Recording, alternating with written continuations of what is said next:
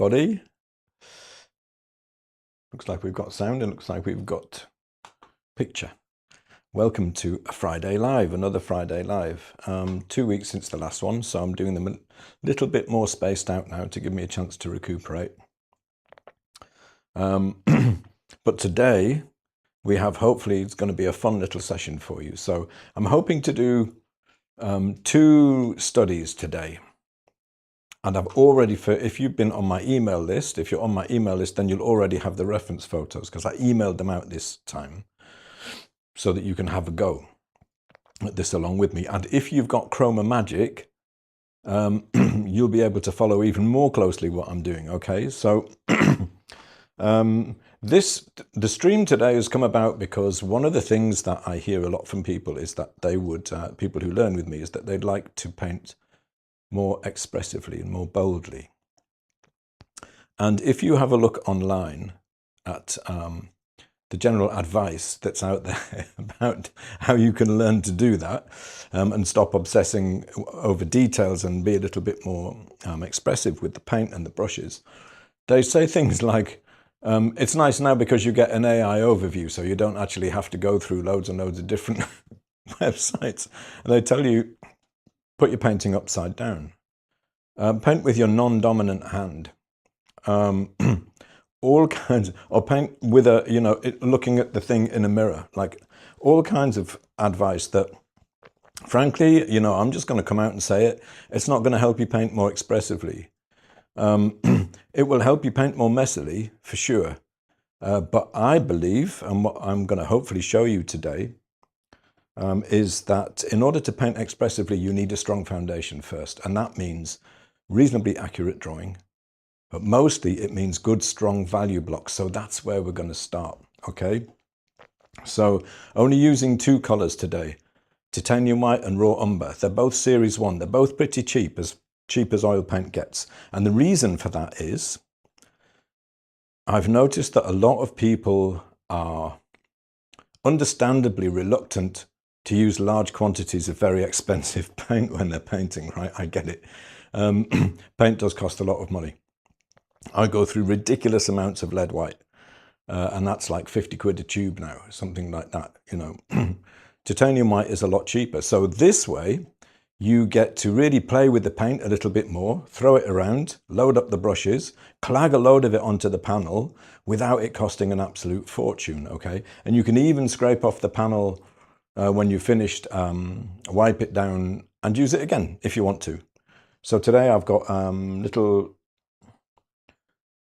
7 by 5 inch ampersand gesso board panels. And I want to show you, I'm going to switch over to Chroma Magic now. Have I got it up? Let me switch over to Chroma Magic so I can show you. Let's get this.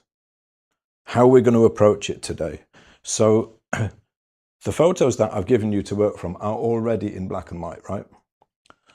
I must remember to put links in the description so you can, anyone watching later can download them. Right, here we go. So this is the first one. They're both of trees. So I've been doing a lot of landscape painting lately.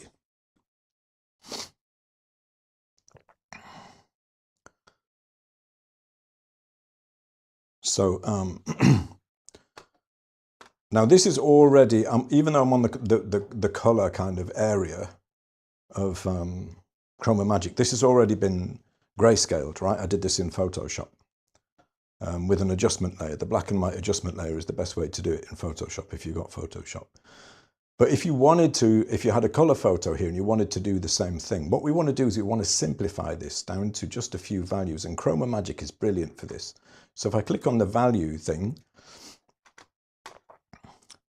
being a very technical term, now you've got this little slider at the bottom. Now if the slider is up full, up to where it says grayscale, you'll get basically a black and white version of the photo. Ours is black and white anyway, but it has all of the detail, right? But if we start dropping this down, you can gradually reduce.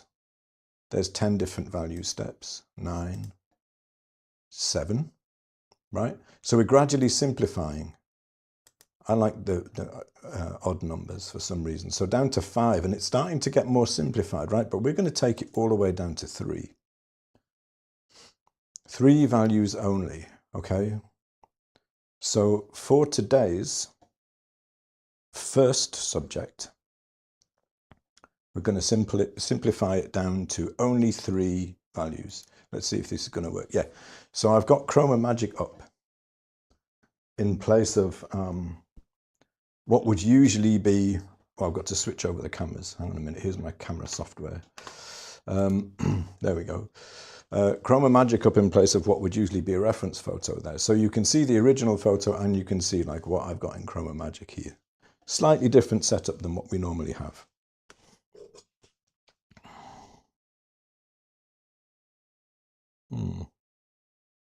For some reason, the frustrating thing today is that because I've got like, why won't it give me this? Because I'm using my main screen live where I would normally be watching the comments. So I've got to try and bring it up on my phone if I can. Where's my video? It is. But for some reason it's not showing me though.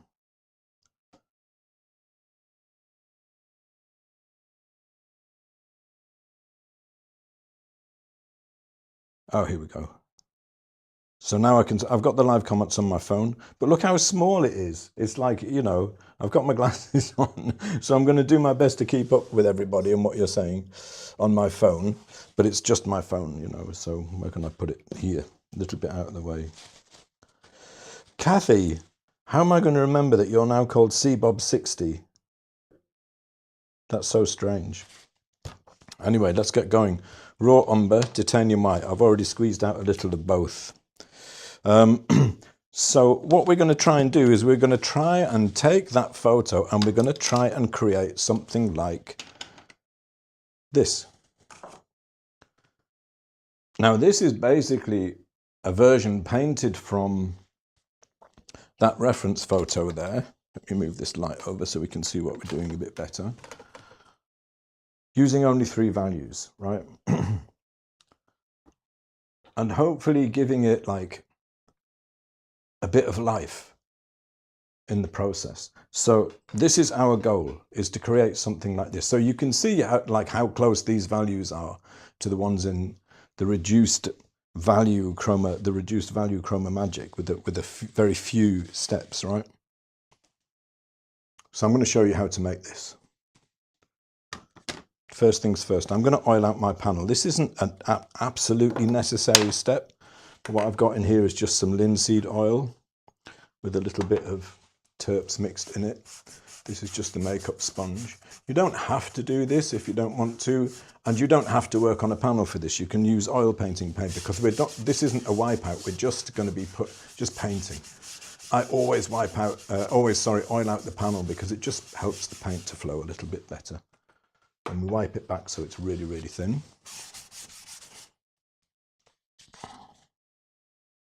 Hello, Jan, good to see you. No, not the wipeout. We're going to do the wipeout as the second one, if we get to it. I think we probably will. It depends how long it takes to get through the first one. So in terms of brushes, I've got like a range here.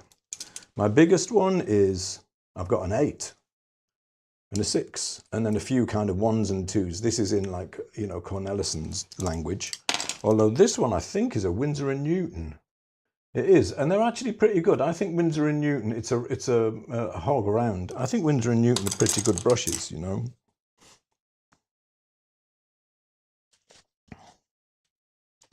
Yeah, that is a serious tube of raw umber because I go through huge amounts of it, basically. The only reason I'm using a small tube of titanium white is because I've been doing a lot of plein air painting and you want little tubes that aren't too heavy to cart around.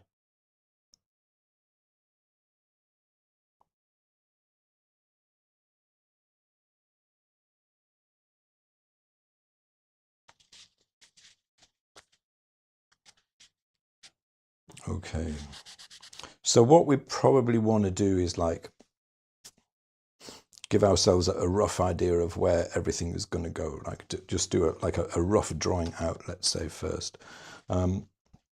So if you want to, like on the Chroma Magic screen, hopefully you can see I've got like a really simple grid which just has a vertical and a horizontal, so you can paint those on. The way I generally like to do that is with just a little bit of raw umber, and then wipe it off so there's not very much left. And I usually do them by eye, like especially on a small panel like this, but you know, there's no reason why you shouldn't measure it. It's not against the law or anything to measure out where your grid should go. Just to give you a rough idea, you can't really do this so well with the wipeout because, you know,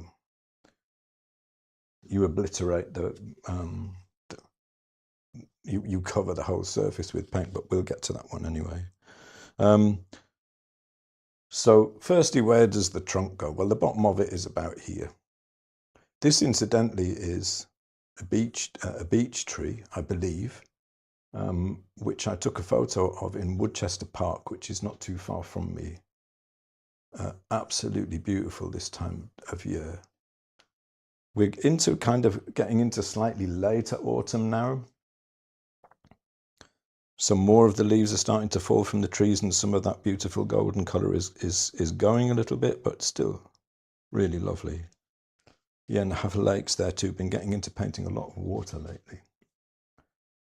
So out of our 3 values, you know, the bottom is the middle value.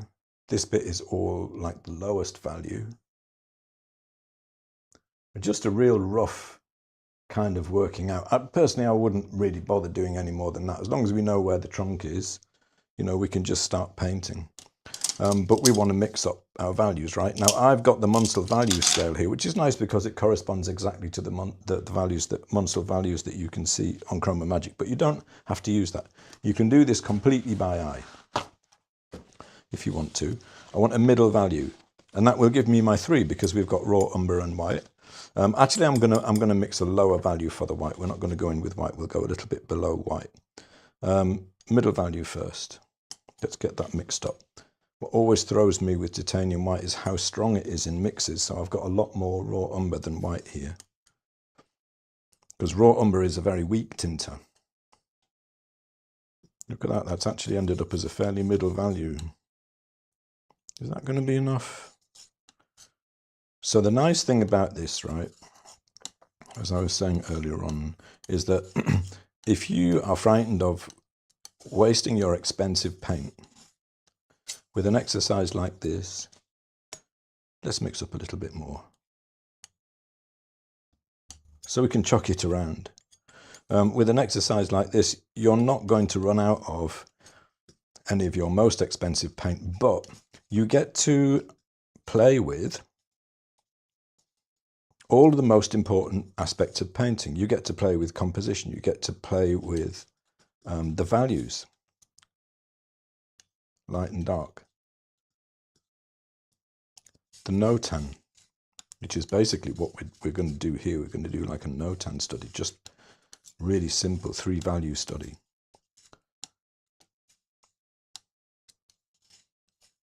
The edges. You can play with the edges as much as you like. And crucially, for this exercise, you can play with how you put the paint onto the panel or whatever surface you happen to be painting on, because a big part of what makes somebody's personal style is what I usually call it brush calligraphy, or how you lay the paint onto the surface. And it's a really, really personal thing. When I run workshops, usually have like quite a lot of people posting pieces that they're doing from the workshop from the same reference photo in the community, and they're all really, really different. And a lot of that comes from the different way that people put paint down. Need a bit more raw umber already. So this is a really good way, if you do something like this repeatedly, which is the key really, it's a really good way to evolve a more personal way of mark making. Okay, so I'm going to mix like not quite a white, like a little bit below that. Say if I'm on the Munsell value scale, if you have a look at the little numbers that we've got next to the 3 values that Chroma Magic is giving us, we've got a value 5, and it's strangely giving us an 8.3. So I basically just mix something that's like about an 8. If you don't have a Munsell scale, just go down a little bit from white. depending on what the subject is, you might want white. For this one, the light values are not quite white. And then for our dark value, we'll just use raw umber. Okay.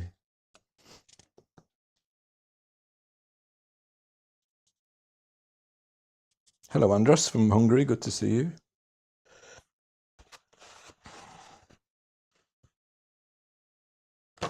Hi, Susan in Paris. Nice.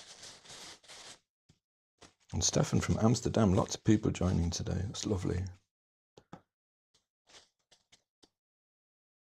Brushy Polly, you are most welcome. I enjoy doing these sessions. They're a lot of fun.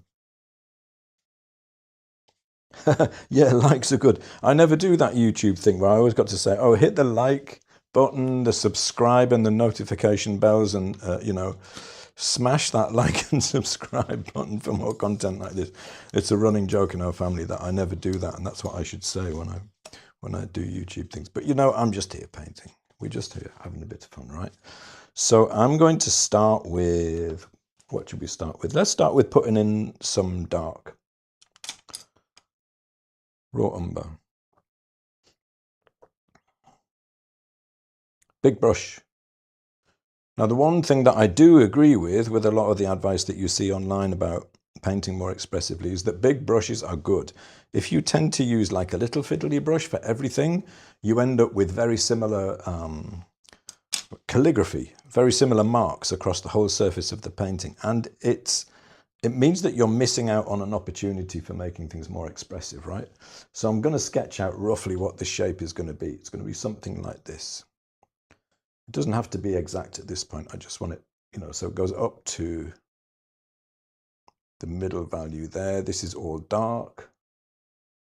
So I'm going to try and get this in one stroke, like the side of the tree. This is like negative shape painting. Get that in like that.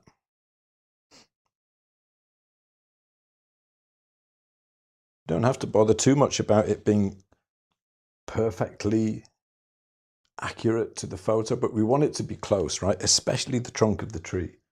Like, put a little bit of effort into trying to make the trunk of the tree pretty accurate. But I'm using big marks to get there, you know.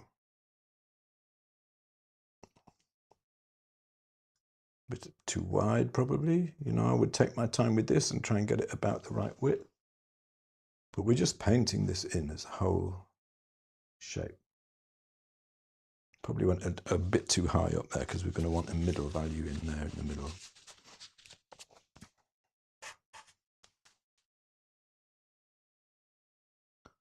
So why is it important to have a strong start like this if you're going to try to paint more expressively? And why is it important to have the drawing reasonably accurate? And why is it a good idea to reduce it down to just the basic values like this, just the strong values? It's because if you have a strong painting already, if you have a strong start, you have a lot more freedom about what you do next. If your start is a little bit wishy-washy, if the values aren't good and the drawing is a little bit out, and then you start putting some very expressive marks in like that, you know, what tends to happen is it just looks a little bit messy. So I'm just putting these in as almost like splodges, you know, like I'm allowing the brush to speak.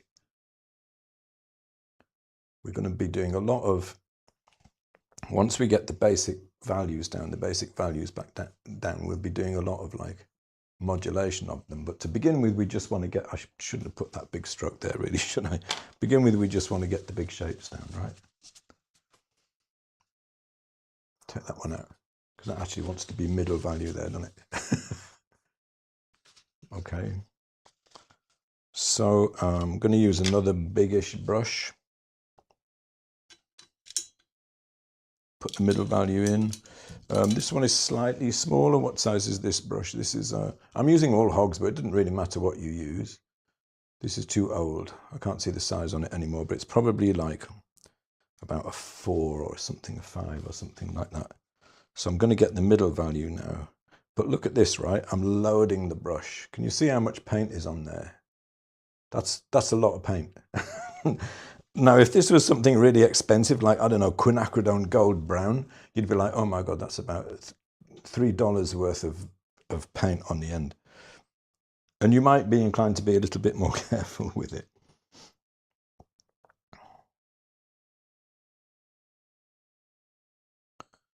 Do you have any strong feelings about Van Dyke Brown versus Raw Umber? Muftaka asks. No, I can't remember. I think I have used Van Dyke Brown, but I can't remember what it's like. Raw Umber is really nice because it's a yellow-orange. It's also a really fast dryer. So anything that you do with Raw Umber will be dry the next day. Titanium white does slow the drying quite a bit. My favorite combination for these kind of studies is Raw Umber and lead white. But lead white would break the point of painting with like cheap paint, right? Because it's horrendously expensive at the moment and unlikely to get any cheaper. So if you're going to paint with lead white, I'm just going to block this in. Look. Nice and loose. Just block it in. If you're going to do, you know, studies that are all about like using cheap paint and not being too bothered about it, lead white is not the paint to be using. Although I personally have trained myself not to worry about how much I use. So this is all kind of mid-value-ish. We're just putting it in as like big blocks. So even, you know, from the basic 3-value reduction, if you like, that we've got in Chroma Magic, I'm reducing it even further to just to big shapes, you know, painting this really, really simply. I'm going to cut back into these shapes a little bit with some black in a second. Well, Raw Umber, our low value, if you like. Gradually working up to where the tree is. I'm going to paint this in. Let's paint that bit in. You've got to make a call at some point. I'll have this part, it looks mostly dark, so I'm going to paint that bit in Raw Umber and the bit below it with the middle value.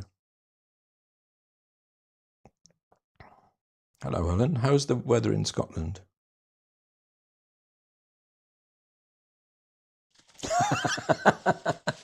David says Van Dyke Brown is a con. I used it and my painting looked nothing like Van Dyke. Oh dear, right? And what about Velasquez medium? All of this, apart from a little bit around here, you know, I'll leave a little gap there because there's a little bit of white there. We're down into the tree trunk here now. I need to take my black up a little bit further here. So this is a nice way to make a stroke. Like we used this stroke a lot on the flower workshop that I just taught. So if you load up your brush, like I want this to go, I'm going to fill in that bit there, but rather than doing a little fiddly mark, I'm going to load up the brush. I'm going to bring it, I'm going to start the stroke early coming up, and I'm going to lift the brush away gradually as we get up, which will allow it to kind of smooch up into, lift it off in the middle value, and you get a nice kind of an expressive stroke, you know, with a nice big brush. And you can play, it's only Raw Umber, right? It didn't cost too much. Where else do we want a middle value? Note I'm using different brushes for each value, by the way.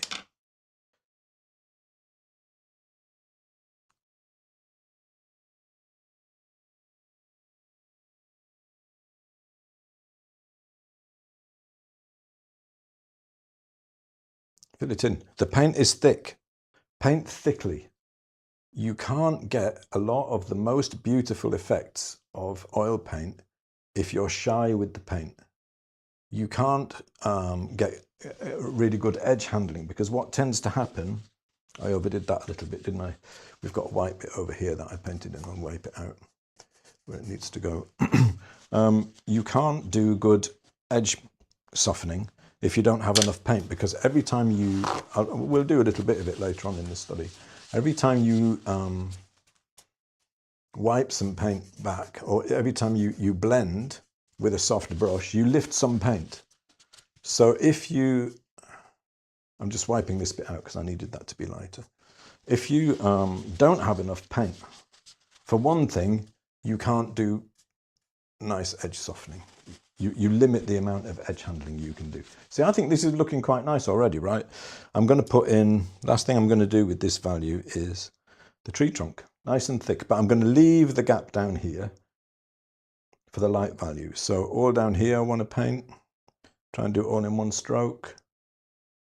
Note that there is no edge here at the bottom of the tree trunk. This value and this value are the same, so there's no need to paint an edge there. This is one of the secrets of expressive painting, is losing edges. By secrets, I just mean it's not obvious. It's not obvious to you, perhaps, that that would be a very expressive way to paint. And then I'm going to lift the brush off as I go down. Fill in some gaps. I'm going to cut back into this here because I think this is still a little bit too wide. Same stroke. And it's too wide up here. Little adjustments.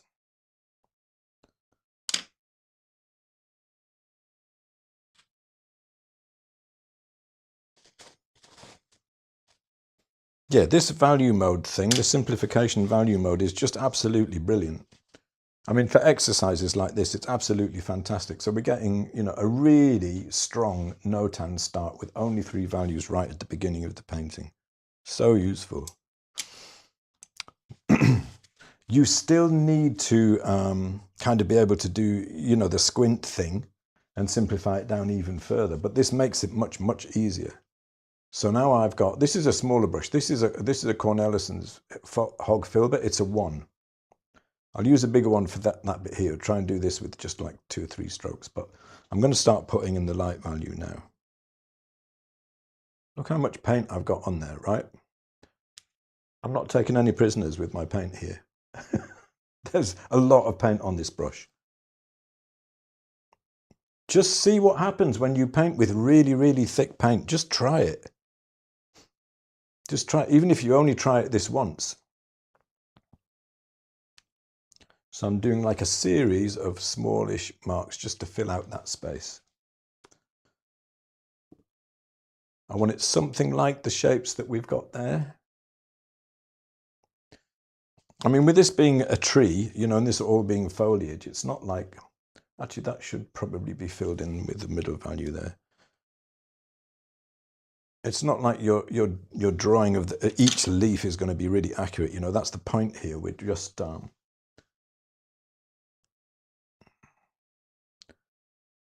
we're simplifying. We're just getting the main values in, right? Pretty much where we think that they go.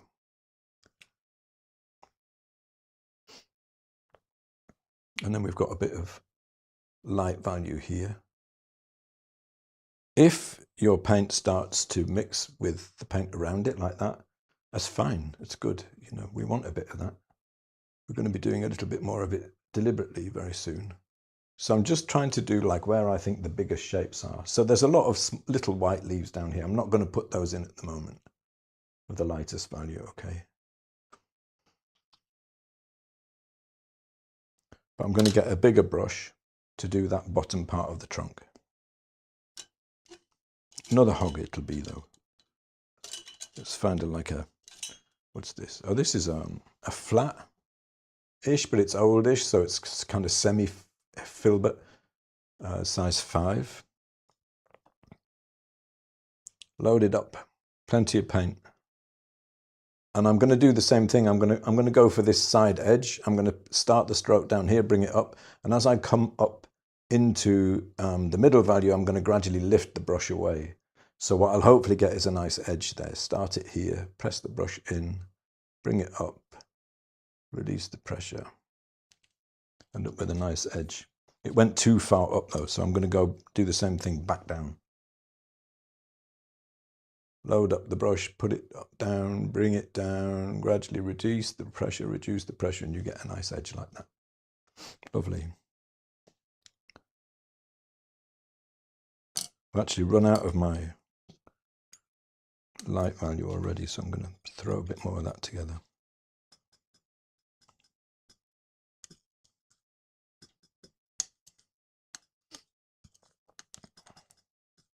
So yeah, in the workshop that I've got coming up, we're going to do a bunch of exercises like this, all about simplifying, making a strong but accurately painted start, and then bringing the expression out. Because it's all about encouraging you to paint a little bit more expressively. And in order to do that, you need to be not worrying about how much your paint is costing you, okay? So we've got our main values in. I'm going to do a little bit of adjustment here. I'm going to bring my black down a little bit further because it's gone a bit too high here.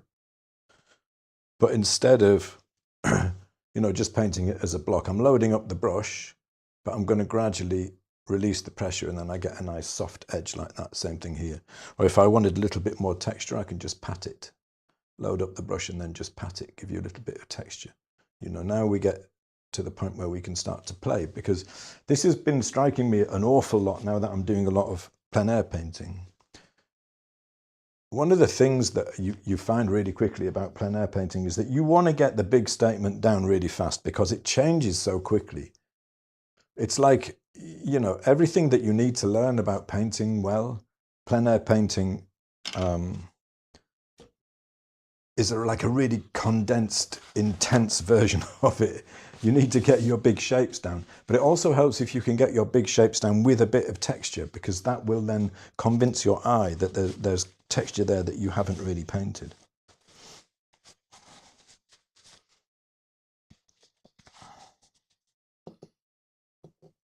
I think it's considered best practice to keep dark values thin in general, but best practice for whom? It depends what kind of painting you're doing. You absolutely don't have to keep your darks thin. Look at Scott Burdick. Look at those amazing paintings that he makes, and look how thick he plasters on those dark values. That's a stylistic choice. That's an aesthetic choice. It depends if that's what you like, then that's what you should do. But there are no rules about how you put the paint down. There are things that make a good painting and things that make a less clear and not so good painting, for sure. Saying that there are no rules doesn't mean that every painting that's ever done is equal in value. That's not what I mean at all. Let's get a smaller brush and start cutting into these middle values with some of our dark values. Still only really working with 3 values. So I'm going to start patting it a little bit,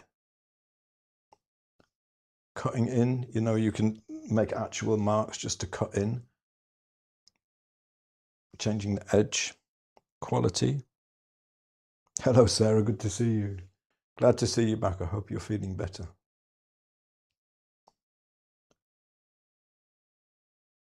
Just try patting it around edges. You get really interesting texture that way. Here's a nice one you can do. Load up the brush and roll it. I do quite a lot of this when I'm doing plein air. You get a really nice, and if you can lighten the texture, lighten the pressure, sorry, and then you get less texture and you get less paint going down. It varies the amount of paint on the surface. That works really nicely too.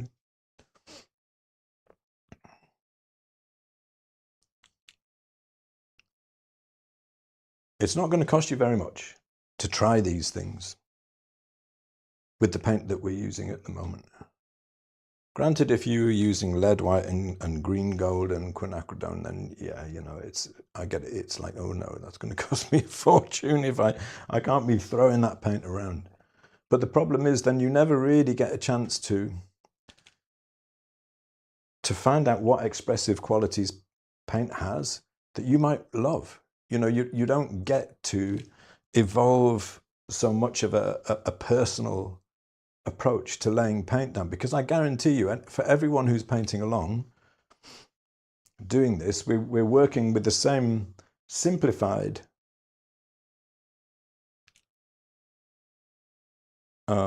reference. Everyone's paintings will look really different, even with only 3 values and a simplified reference like this. See, I'm going for painting fairly loosely. I'm trying to make sure that everything is in about the right place.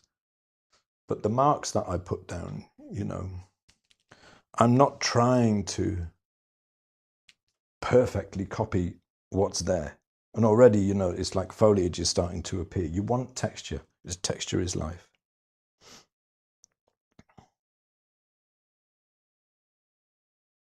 Becky says, lovely autumn weather and colour in the Appalachian Mountains in the southern US. Yeah.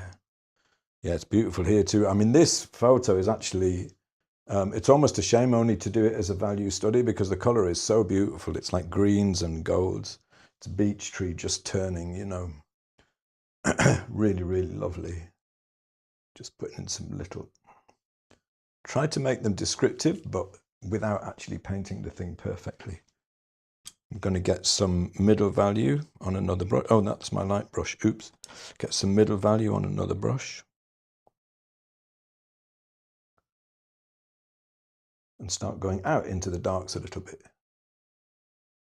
So I'm concentrating mostly on the edges.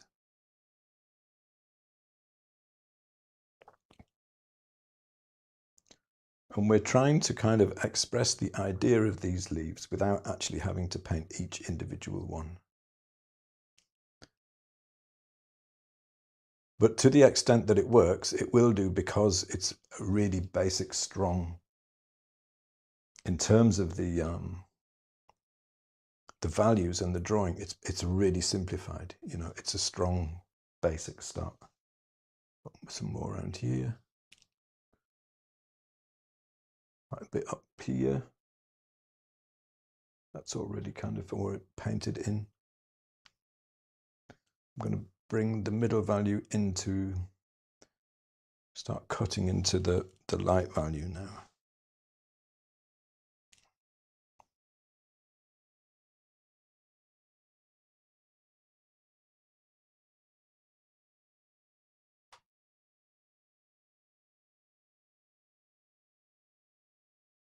Do some of that rolling.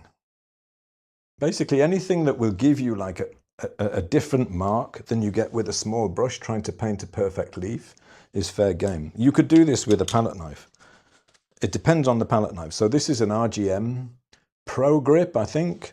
The length of the blade is 2 inches, I think, 2.5. And the width is the widest point. It's about 3/4 of an inch across. But this is an old knife which is very, very worn down, so it's very flexible. This also is a nice painting knife which is a bit more flexible. It's a Holbein Series MX. Basically, the more flexible it is, the better it is. So if I want to bring some different kind of marks in here, bringing my middle value into this,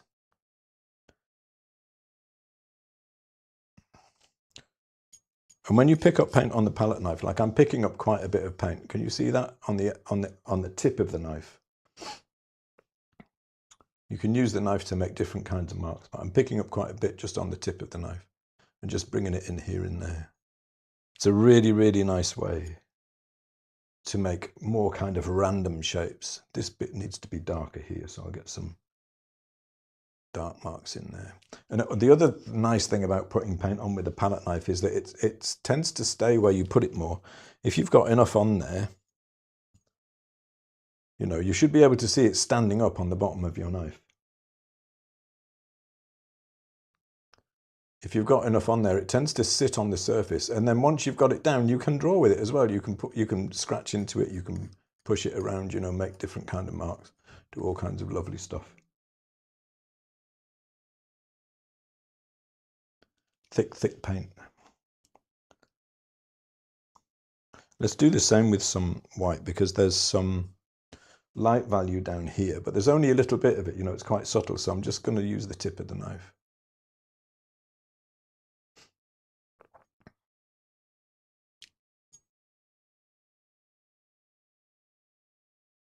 Just little dots. What you have to watch when you do this though is the strong tendency we seem to have to make repeat patterns. So it's very easy to end up doing like something like this, say I want some leaves coming down here and I end up with 3 marks equally spaced about the same. That doesn't work so well. It looks, because nature doesn't like that. Nature likes texture and variety, right? Diversity, you could say. Fancy that. I'm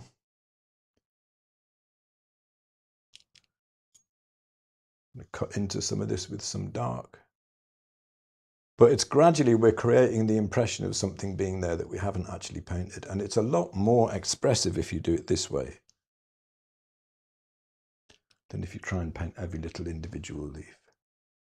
I mean, the paint is standing up here.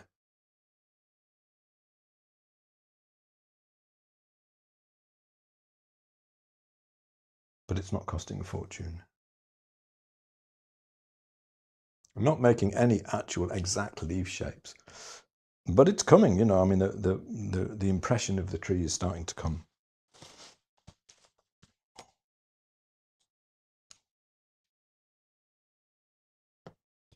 Yeah, very good point, Marcos. Frans Hals lace and Rembrandt too. You know, if you see some of Rembrandt's portraits, like how thick is that paint? I'm going to clarify this shape a little bit because it's slightly out. So full brush, start up here, bring it down, and then gradually release as I come down, and I should get a nice edge there. Lovely. You can also use your palette knife, like if I wanted a bit more texture here, pick up some dark, and I've got quite a lot of paint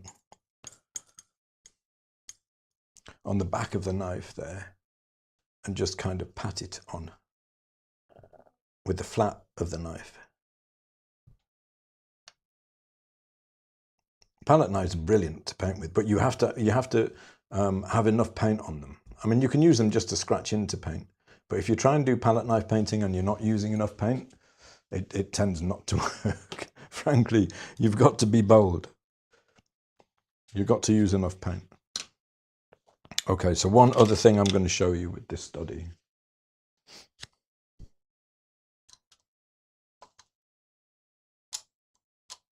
Where's my soft brush?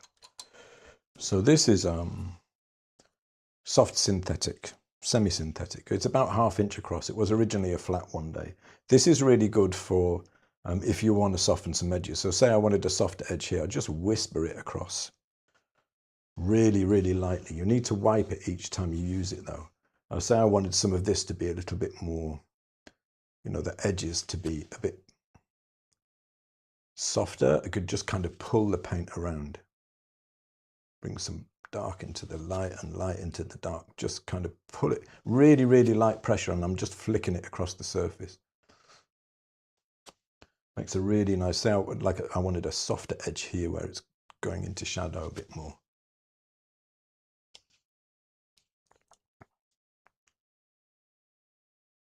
Really, really nice way to paint.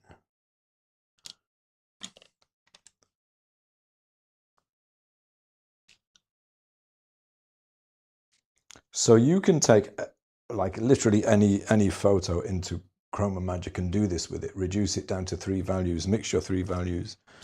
I'd say if you're using the value scale, then go for just raw umber as it is,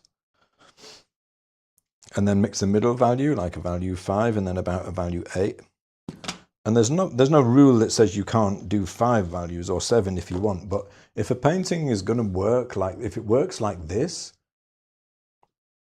much reduced, then I guarantee you, as long as you don't get too fiddly when you do a bigger version, if you keep that strong statement underneath, you know, you could use this as like the starting point for a bigger painting. You know, so you've figured out some things about how you're going to put the marks down, like what are the strong shapes that you want to make sure that you get.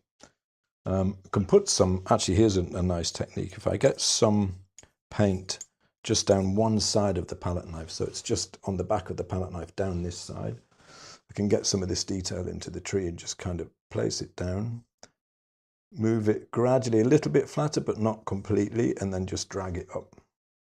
You can get a nice kind of another kind of a textural mark that way.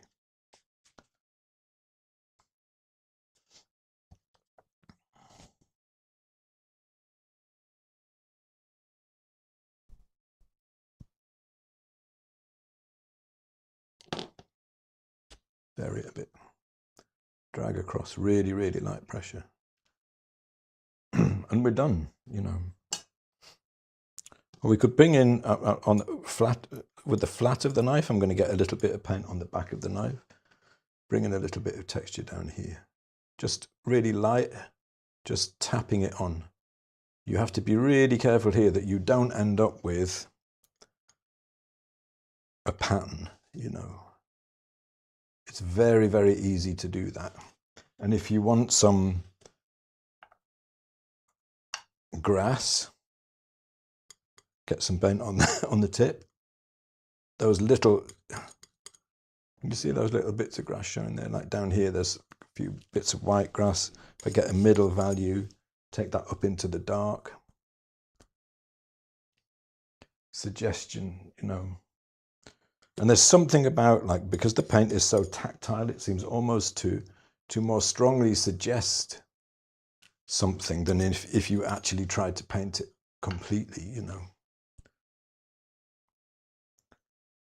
Little tricks. Excuse me. I've still got this cough. Can you believe I've had this cough for like 3 months now? There you go. Study number 1. It's tempting to just keep on playing with them because it's so much fun, you know, and you can get such nice effects this way. But if all I manage to do today is to persuade you to do one study like this with really nice thick paint and play with it, then I've achieved what I set out to do. And if you're not that happy with it, just do another one, you know. Try another one.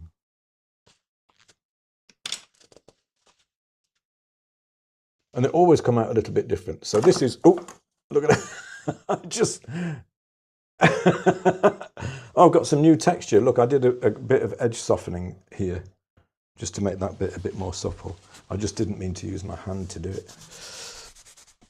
What I was going to say was, this one come out a little bit differently than the one I did. I think I did this one, the other one yesterday. I can't quite get them both on the screen at the same time, but you can just about kind of see them, right?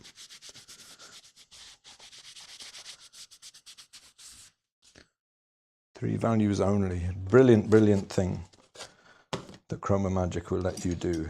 And, you know, if you want to get away from like closely copying a photo,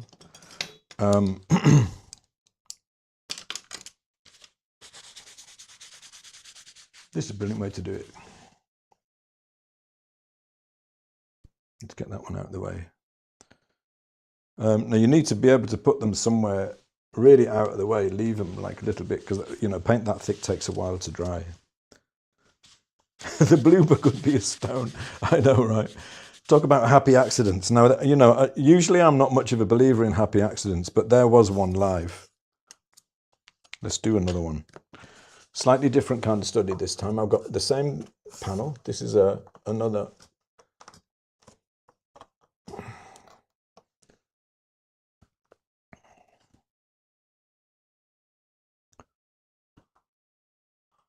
It's 7 by 5. And let's see, I want to, oh, you get a sneak preview of one of my colour studies that I'm working on from Frampton Lakes there in the evening. Where's it gone?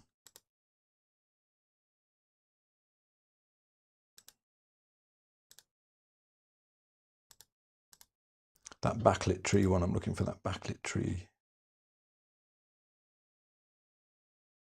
The second photo that I emailed out. I must, oh, excuse me. I must remember to link these photos in the description so that in perpetuity anyone can have a go. Is this? Yeah.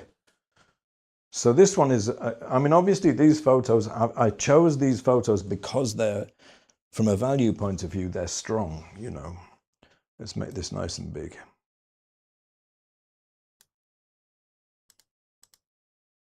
So there's a cow there in this one, actually, which I probably won't paint the cow. I think that's going to be a little bit too detailed and it won't really, you know, it's not really what we're here to do. But we could do the cow. So what we're after this time is something which is going to end up something like this. And we're going to do it as a wipeout. So we're still only using 3 values. So I'm going to bring this down to 3 values first. I know it seems extreme, but you can paint with only 3 values. And actually, if you can paint something that works with 3 values, then it's, that's actually quite a difficult skill. And this kind of helps you get there quickly. This strong kind of simplification actually makes for better paintings, and it gives you a lot more freedom. So we're going to start off the same way. I'm going to oil out the panel. Now this is a wipeout. Now this is difficult to do if you have a textured surface or anything that's like too absorbent. So if you're using oil painting paper for this, it's not so good. The reason is it's difficult to wipe out the lights, and you find yourself like you doing all manner of things to try and get high values, But what we can try with this one, actually, what we could try, like this is another one. This one started as a wipeout, still life, same kind of exercise. But it started as a wipeout, but then I painted the lights onto it as well. This one we're going to do in the workshop. And I've got some nice backlit quinces we're going to do as well. So some still life and some landscape we're going to be doing. Lorna says, could you glaze over these when they're dry? Oh, absolutely you could, yeah. You'd get some really nice effects because there's so much texture on the surface. So, any dark glaze you put into them is going to go into the creases. It would just bring the texture out more. It would look beautiful, I think. I've never tried it, but I'm sure it would work.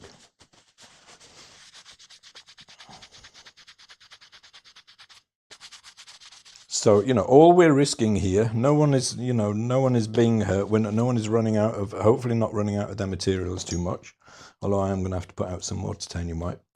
The point is to use a lot of paint. But, I've been trying to persuade people to use more paint. If you're in my community, you will know I'm always going on about it. Using more paint, softening the edges. We're going to start off with a middle value 5. This one. We're going to mix the middle value again. Need a bit more of it than I've got here. And this is just a great way to do it when you know that the whole point of what you're doing is just to stretch yourself a little bit. Convince yourself to use more paint. It's a small panel, right? We're not doing a great big painting. So even then, we're not even using that much paint. And there's something really nice that happens with raw umber and white that you can see it a lot in this one. An indoor light especially, it works extremely well because normally on indoor light you have warmer shadows like this and cooler lights. And as you mix the titanium white into the raw umber, it gets gradually cooler, The chroma drops, basically. The apparent coolness is down to a chroma drop. So we've got a bit more chroma. And we've got like a warm brownish color in the shadows, and then it goes down to neutral in the lights. So you lose the chroma.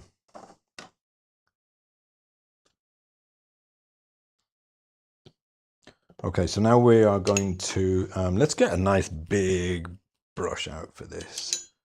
Something that's too big. Now this brush has been left with, nice to use a bigger one than that. You don't have to use a massively outsized brush for this.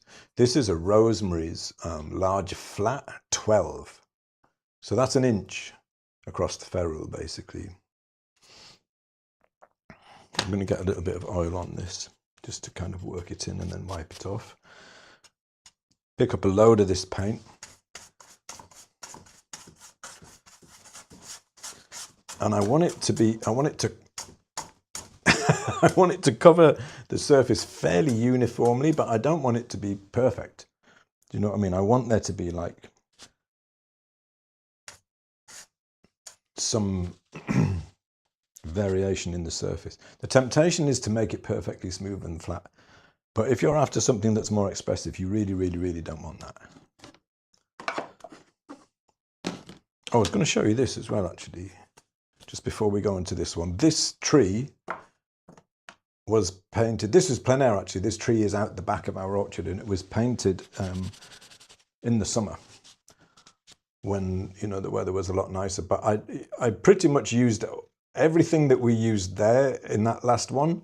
You can see the grass has been done that way here. The paint is literally thrown on really thickly. you get a kind of an immediacy, you know, but that one was done from life standing outside in the orchard, you know. It's a whole different experience. Okay. Now we can't really do a grid on this one. So what I would be inclined to do is, you can measure these points if you want, is just mark like the middle point on each edge. And then that will give you roughly the middle of the painting. You can put a little mark there. And then you can kind of relate everything to that, makes it a little bit more easy to establish where everything is going to go, right? So I'm going to start off immediately going in with a big brush with my dark. Use the same brushes, and I'm going to put the tree in first. If you want to, if you struggle with just like throwing in the paint, you can do this. You can like lay out where the tree is going to go. So it comes down to about here, say. You can use that negative shape there to kind of gauge where it comes there, you know, something like that. But try to make the minimum number of marks, you know, to decide where the tree is going to be. So this is also in the same place, Woodchester Park, this oak tree with a load of cows around it.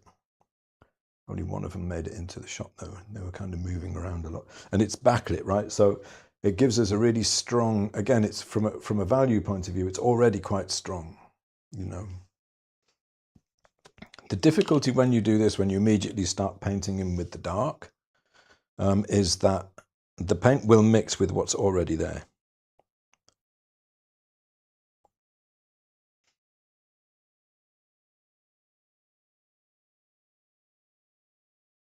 So your dark will end up, at least to begin with, like slightly lighter.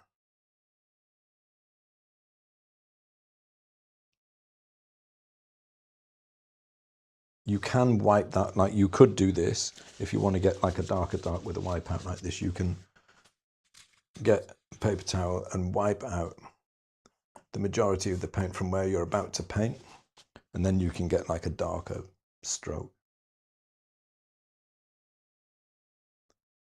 So I'm trying to, you know, I'm trying to use, these brush strokes are the width of the tree, right? But I'm trying to bring in the angles that I can see in the tree, because the tree is not just a curve, it's not just straight. There's all kinds of like little aberrations and details in the edge, you know, and that makes a big difference to whether it's going to feel like a tree. Unfortunately, when I have my lights like this and I put downward strokes in, you end up with, especially with thick paint, dark paint, you end up with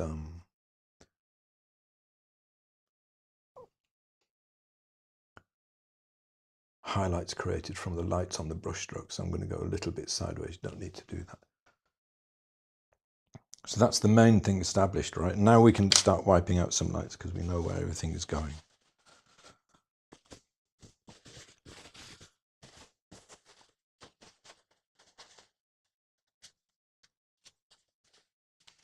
Joanne says, I need to do this more, paint looser, yeah. But it works because we've got a strong value structure to begin with, you know.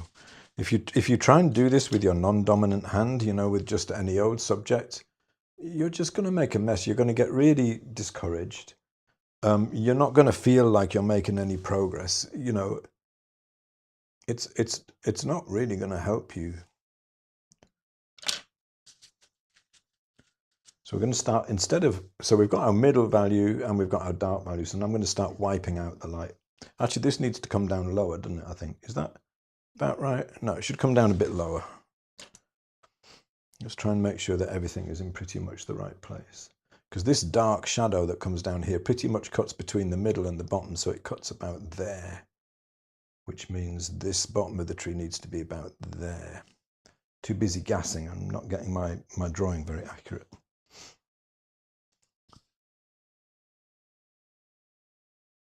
I'm going to do the YouTube thing. Don't forget to hit the hit the like and subscribe button. It's so cheesy, isn't it, saying that when you and what do they say? because it really helps the channel.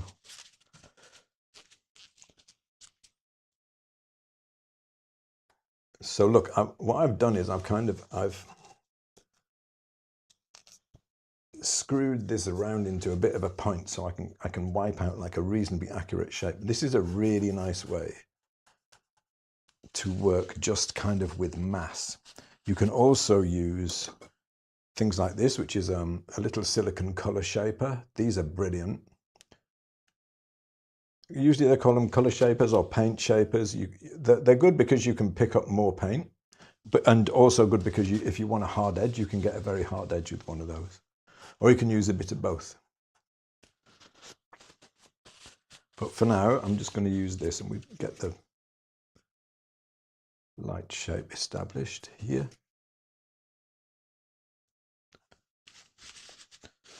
You can also, if you mix like a true neutrals, that works well with this as well, because with this, when you wipe out a middle value or you wipe out a dark value, you end up with a little bit of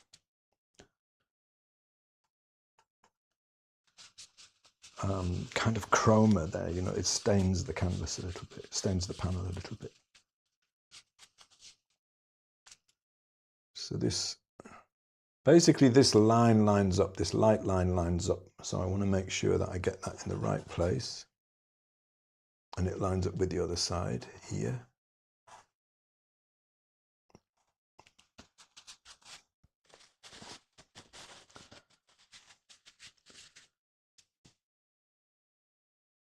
The big advantage with wipeouts is that you don't have to add any texture. The method makes the texture.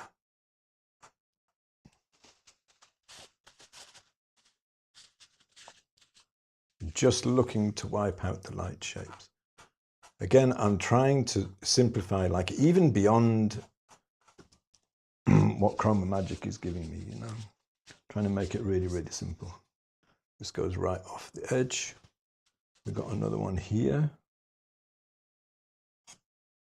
About there, if that's the middle, it's just below the middle. See, I don't know about you, but this is already feeling like shadow to me.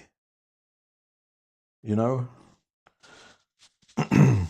Let's put in that shadow. I'm going to put some more raw umber out, and I'm going to use the palette knife to put the shadow in.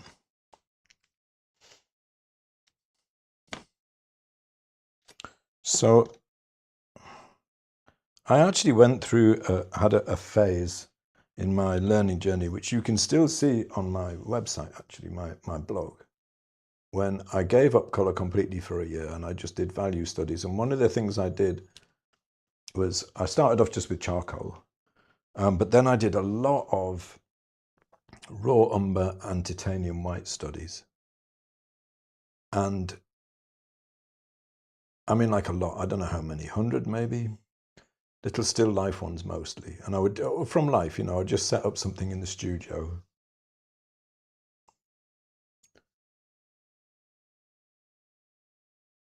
And then paint them like this.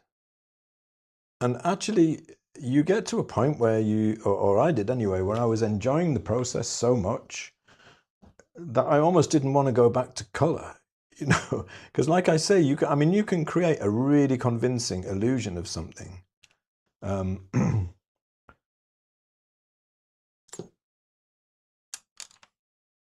Cut back into that a little bit. Just with raw umber and white. All of the major parts of painting are here: drawing, value, and edge, and texture. Hello, Julie, good to see you.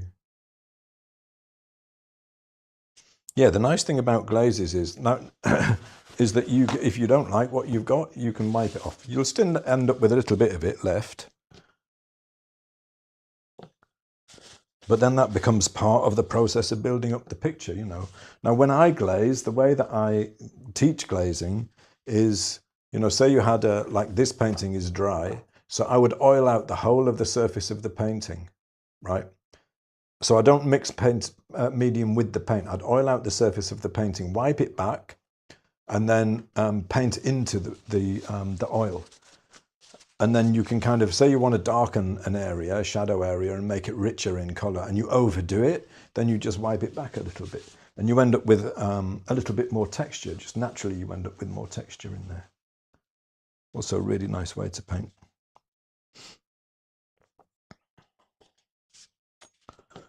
So I want to bring out some a little bit more higher value. So I'm just kind of that's not a word. Dabbing. I've got it kind of screwed up so that I've got like lots of edges of the paper towel in there, and you can just kind of dab it and make a little bit of texture like this. Almost nothing going on, but it's already starting to look like a landscape paint. It's already got a little, you know, a hint of the light, and that feeling of the backlight is starting to come through. We can also do, if you don't mind using solvent, you can do it with oil, but it works better with solvent. So I use terps. Or someone was saying earlier on, like, is my cough terps related? No, it's flu. It's flu related. Get a little bit of terps on there. Make sure you've got good ventilation if you're doing this. You can also use Gamsol, although actually the thing that strikes me about Gamsol is because it's basically still this stuff. Well, it's not quite, it's mineral spirits, isn't it? But you can't smell it, so you know, you don't really know if you've got too much in the air around you. You know, at least this stuff you can smell. But I mean, part of the reason, I've got to be honest, part of the reason I use terps, I mean, I just like it, it's useful. But part of the reason is, you see, I'm just dabbing it and it's bringing all of that lovely texture in. This is painting. It is painting. With terps is, when I was, how old would I have been?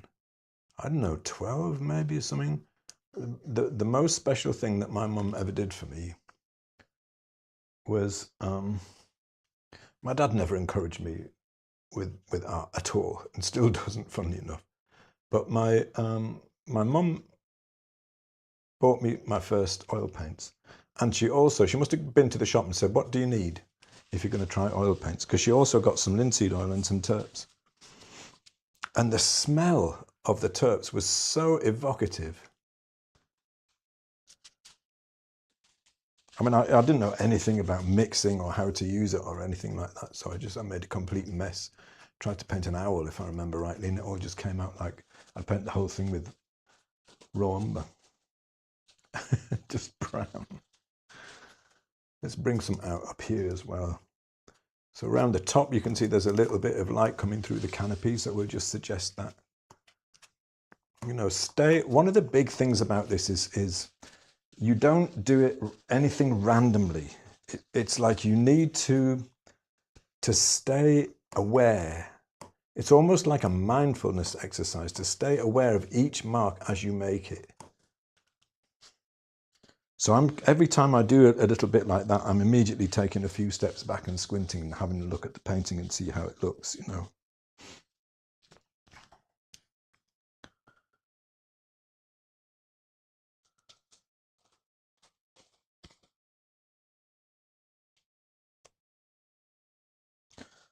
Hello, Gabrielle. She says, I just got here, and one of your blogs recently you mentioned listening to fiddle tunes in the morning. Yes, and playing them. And I play fiddle tunes. I play the violin, so just wondering what some of your favorites are. Ooh, at the moment, I've played, I mean, I'm not very good or anything. I'm very decidedly amateur fiddle player. But at the moment, I'm getting really into old-time American playing and bluegrass.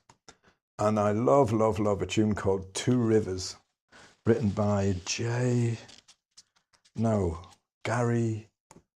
Umber or something like that. No, I can't remember his name. Absolutely beautiful. Midnight on the Water, I play that one quite a lot. See, I've got the beginning of a pattern coming here. Ooh, we don't want that. Because I'm thinking about something else, and you know, I was just saying about making sure that you're aware of each mark as you put it down. I suddenly started thinking about fiddle tunes, and I started just putting marks down. But this is a really good point to note, right? And funnily enough, this is one of the things that I thought I must remember to mention this in the live stream. It's very easy to switch off when you paint. It's very easy to just, especially if you're struggling with something, to just start like, I don't know how, I'm not happy with it. I don't know how I'm going to make it better. So I'll just try a bunch of stuff, and then, it's easy to lose focus. And if your focus starts to go, you've got to stop. Because it's the fastest way to spoil a painting, is to start just putting marks down without actually thinking about what you're doing. So there's a lovely big dark area underneath the trees here. But I also really like thinking about fiddle tunes as well. I've just come to the end of a period of a couple of years of being obsessed with Scandinavian fiddle. So I learned a few Scandinavian tunes as well.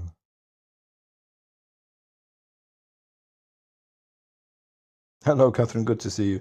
Oh, the time zone thing is so annoying, isn't it?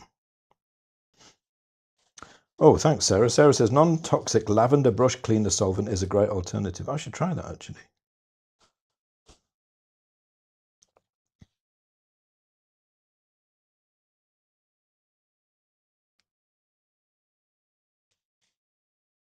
Yeah, non-painting questions are fine.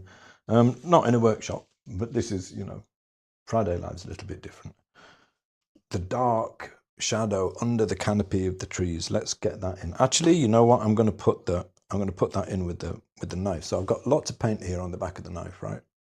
Can you see that? And I'm going to, so it starts about here. I'm just going to smear it. Oh, I've got some paint that's kind of in the way of my hand being able to move there. This is a great way to kind of mess about with, try the different kind of marks that you can get. But I still need to make sure that this looks like,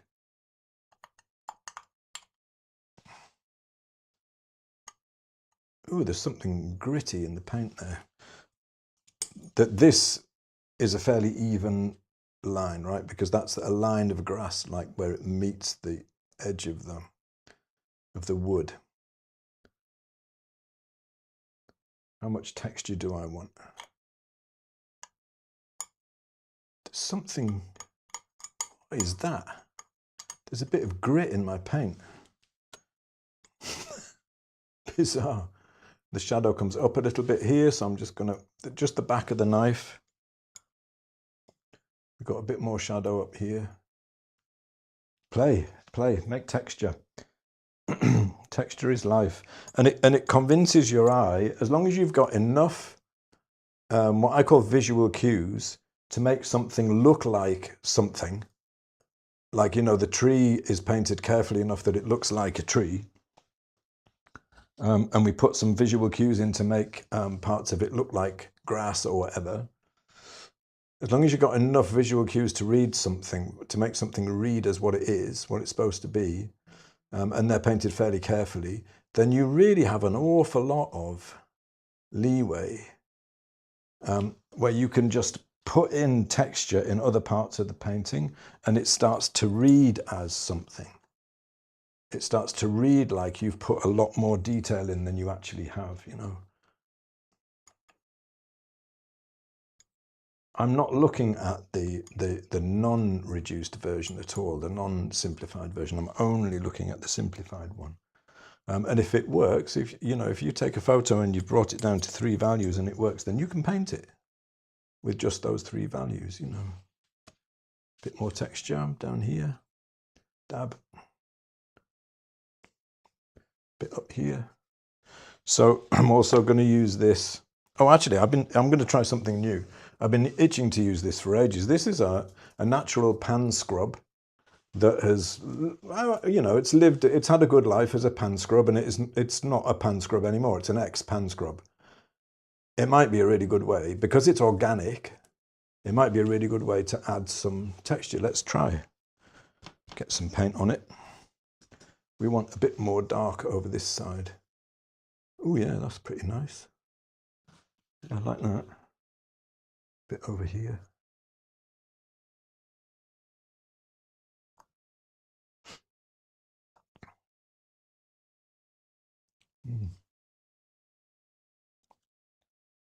I'm going to try putting some branches in. I'm not going to overdo it. I'm not going to try and do every branch, you know, I'll just do a couple. So now I'm picking up, let me clean this first so you can see where the paint is on the palette knife.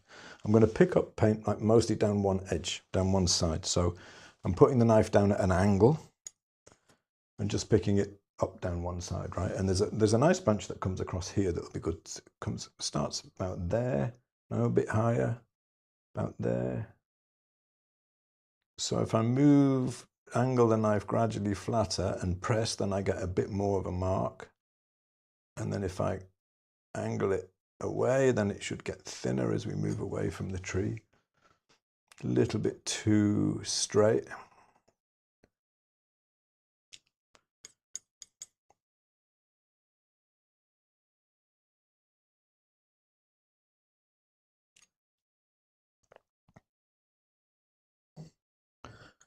The thing is just to enjoy stuff like this. It doesn't, you know, I can wipe this off at the end if I want and reuse the panel. Just give yourself a bit of a license sometimes, just to try things, just to practice a little bit and see what happens. So this is totally wrong, right? Because there's no way a branch is going to get thicker. So let's see if I can fix that by removing the paint, make it into a thinner branch. And I think I'll put one more in on the left-hand side. Oh, did you hear that? Hunger is starting to kick in. Now, I'm not having pizza today because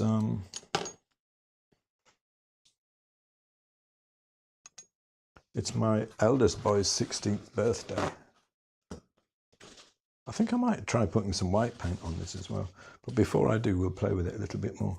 So we're actually having his favourite, which is the rule in our house, is you get two things apart from your normal birthday stuff. When it's your birthday day, you get two things. You get cake for breakfast, and you can choose whichever cake you want. And you get whatever your favourite dinner is cooked for you for dinner. So he's having lasagna. Grass. So I've got some middle value, like mostly on the edge. Or you can just scrape it in.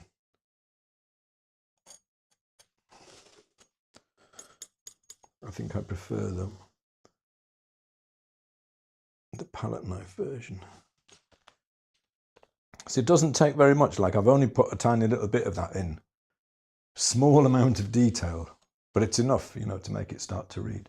But we've also got like a bit of a highlight down the tree here, which shows the form of it a little bit, and it just divides this part of the shadow from the tree. So I'm going to pick up some, I'm going to do that with the knife, pick up some middle value.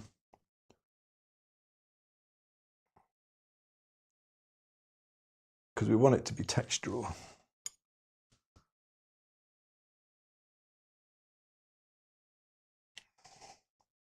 Just a really small amount of it, just enough to show that it's there.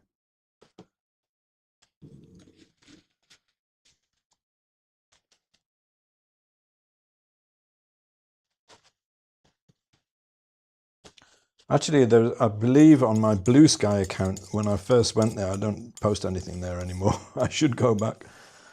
But I think I've stuck a couple of videos of me playing fiddle up there, Gabrielle. So there is some online of me playing. I'm not that good, though. Kathy added the cow. Ooh. I'm just playing now, basically.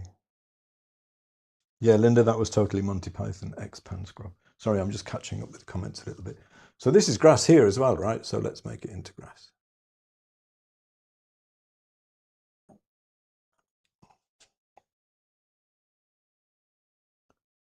Bring some middle value grass up into it. You know, this is actual painting. We've got the basic value shapes in, and now I'm just kind of adding some visual cues.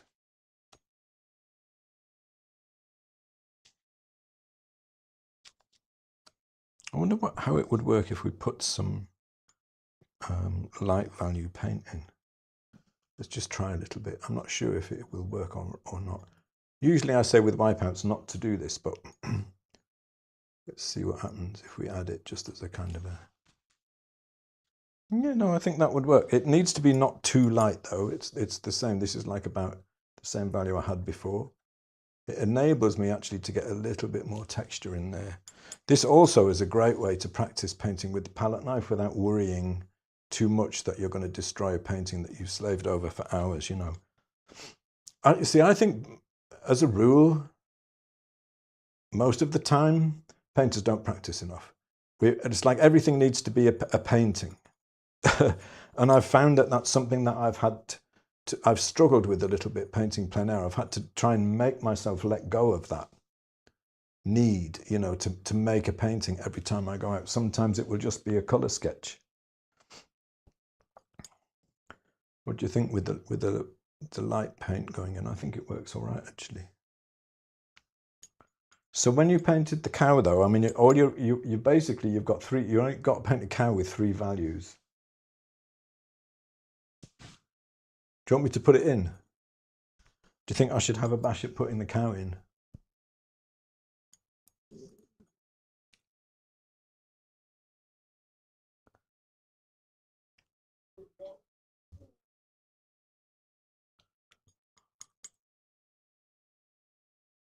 I mean, you can go on forever, basically. You could get more and more detailed and put more and more stuff in, but you get the idea, like the basic values are starting to come in there. You know, you can start to read a little bit the light and the shadow. I'm not sure if it improved it actually putting this light paint in or not.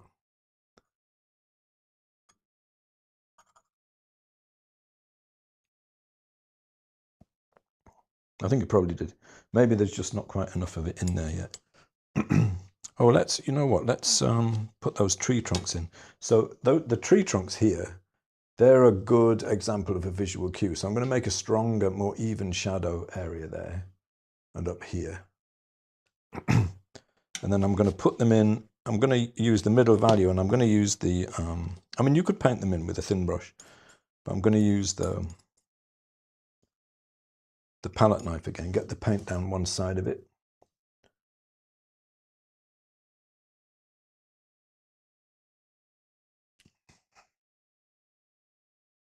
Oh, that's unfortunately, the paint is so thick.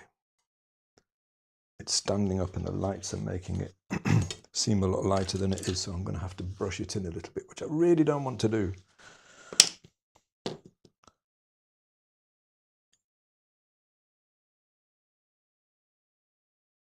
Let's see if I can, because I want a sharp edge, you see, I want it to stand out.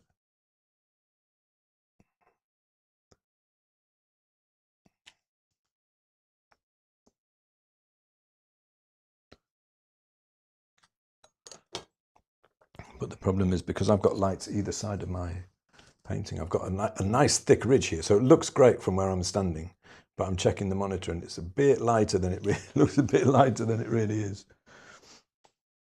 So you're getting too much kind of swaying to be able to see how it works. Let's try, that is a really good way to do it, but let's try another way that won't build up such a hard edge, a proud edge that stands out. Paint it in. Middle value.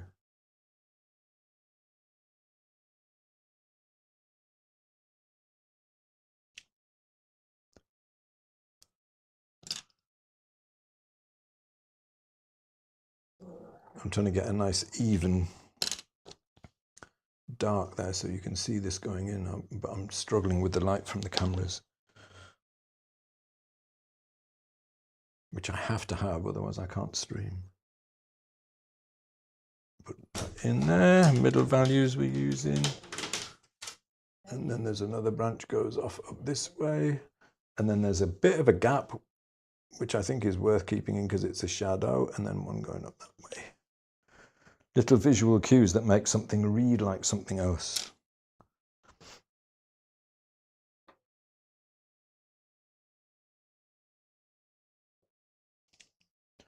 Make it read like more like trees back there than it did before.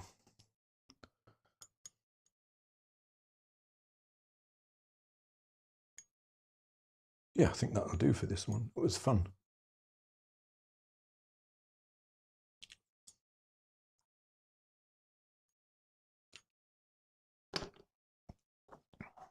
So if I, hopefully if I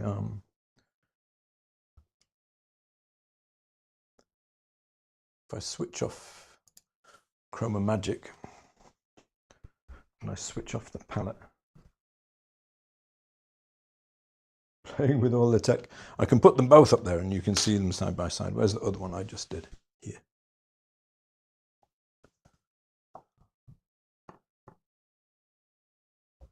Really, really good fun.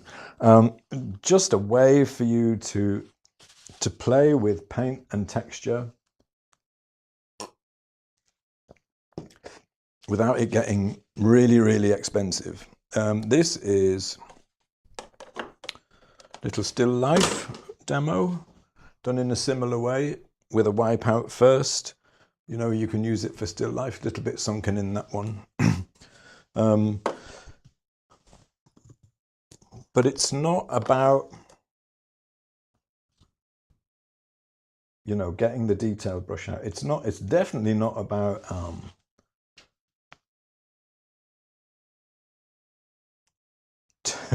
turning your painting upside down or painting with your non-dominant hand, you know. So this kind of stuff, like a lot of what I was doing on here, I mean, that's at the edges of kind of what I can control. It takes a certain amount of control for me to be able to do that, you know. It takes a certain amount of care. And the artist that I kind of always bear in mind when I'm thinking about like painting expressively and using thick paint and simplifying your subject is Sargent. And, you know, he was like apparently from reading accounts of people watching him paint, he was obsessively careful. He would like put a single stroke down and then walk to the back of the room and see how it looked, you know. So it's really not about just throwing a bunch of stuff together and hoping for the best. It's not about forcing yourself to work like, you know, with big brushes and just doing lots of random stuff. Where the dogs are trying to break in. It's definitely time for me to sign off. These kind of paintings like this, even just as simple studies like this, they do take a certain amount of care to put together, you know. I just want to, just before I go,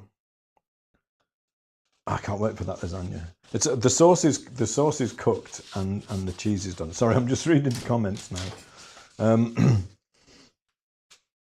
So I have, I'm just going to pop a link in the chat. So you should see a link in the chat there. I've got a workshop starting in about a couple of weeks. Early bird discount is still open at the moment for about another week or so. We're going to do a bunch of stuff like this in the first half of the workshop, opening you up to trying using thicker paint without having to you know, splash out a load of money. Experiment, find ways that you can over time like evolve a more personal way of putting down paint. And then we're going to do 2 finished paintings. So they're all autumnal, one landscape and one still life, autumnal themed paintings, if you like. Don't know if I can get this one on there as well. This kind of painting people very rarely do, but this is where you make the most progress, by doing small exercises that don't frighten you too much, that allow you to play a little bit. It doesn't mean not being careful. You know, we're still being very careful about them, but we are allowing ourselves within this sandbox a little bit of room to experiment and play that you probably wouldn't ever give yourself if you were trying to make a finished painting, okay? But this is what brings paintings alive. I really hope you enjoyed the stream today. We'll have another one probably, maybe I'll do one next week, or there'll be one in a couple of weeks, if not. Not sure what we'll be doing next time, but hopefully it will be as much fun as this. Thank you very much for coming, everybody. And I'll see you again very soon. Oh, and don't forget to subscribe if you enjoyed the show today, because I do these at the moment. I do them every fortnight or so. Thanks very much, and bye for now.